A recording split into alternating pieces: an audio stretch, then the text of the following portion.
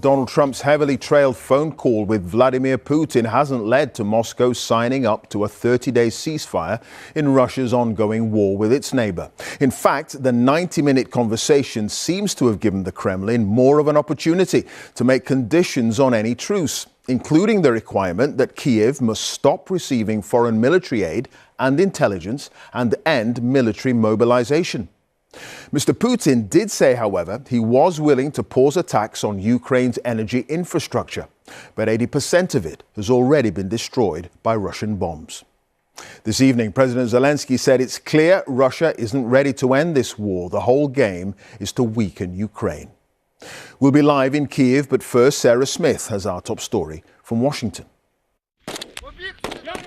Ukrainian forces carried on training to take on their Russian invaders today. A permanent peace deal still seems a long way off. A good and productive conversation, said Mr. Trump.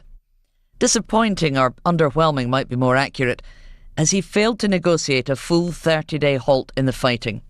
He posted on social media, "We agreed to an immediate ceasefire on all energy and infrastructure, with an understanding that we will be working quickly to have a complete ceasefire and ultimately an end to this very horrible war between Russia and Ukraine." Attacks on Ukrainian power plants, this one was bombed in November, caused frequent power cuts across the country. A 30-day reprieve will be welcome on both sides. Ukraine's also struck oil and gas facilities inside Russia. Vladimir Putin did look particularly satisfied just after the phone call as he met one of his advisors on Ukraine. Before he'll discuss ending the conflict, he insists all foreign military aid to Ukraine must be cut off. Air raid sirens sounded in Kyiv after those ceasefire talks. The very limited truce mean Ukrainians could still come under Russian attack. Ukrainian President Zelensky was visiting Finland today. He says he wants to know exactly what Russia has promised and how they will be made to stick to it. We support all steps aimed at ending the war. But to do this, we need to understand what exactly we support. President Trump is a busy man. When he has time, he can call me. He's got my number. We are ready to talk through further steps with pleasure. Donald Trump wants to move on quickly to agree a final settlement, but he may have been too optimistic about how close he is to reaching a peace deal. Talks will now focus on the demands Russia wants met before a complete ceasefire, let alone a final end to the conflict. Here at the White House, there was remarkably high confidence yesterday that a peace deal was within reach. But now they're looking at another round of negotiations just to try to get the Russian President Vladimir Putin to agree to a complete ceasefire. And he's making those stringent demands that all foreign military assistance to Ukraine has to be stopped. All intelligence sharing with Kyiv has to be stopped before he will talk about putting a final end to the conflict. You probably remember Donald Trump used to say that he could end this war within 24 hours. It's obviously proving to be considerably more complex than he anticipated. All right, Sarah, thank you. Sarah Smith there, a North America editor, live at the White House.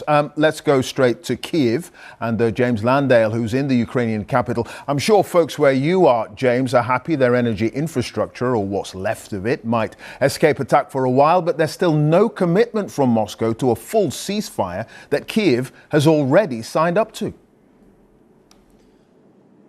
Yeah, and that's why Kyiv's response, I think, has been pretty calibrated and cautious. President Zelensky has welcomed the idea, at least the promise, of an end to Russian attacks on energy infrastructure. He said that even a partial ceasefire is a positive result. But I have to say, Clive, this evening, there's not much evidence of any ceasefire. Not only have we been hearing the air defences and drones in the skies above Kyiv, President Zelensky has in the last few moments just issued a statement in which he has said there have been numerous drone attacks across the country, not just in this region, but also in the Sumy region and other parts of the country, some of them hitting hospitals and other civilian areas. So there is clearly tonight no evidence of an immediate ceasefire by Russian attacks in the air. And I think that's why we've had from the Ukrainians a calibrated response.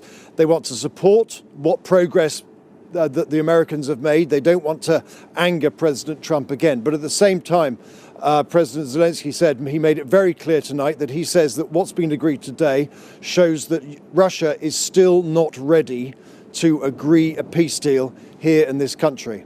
And just as you've said that, more air defences going off behind me. Clive. Yeah, indeed. All right, the war continues. James, thank you. James Landale there live in Kyiv.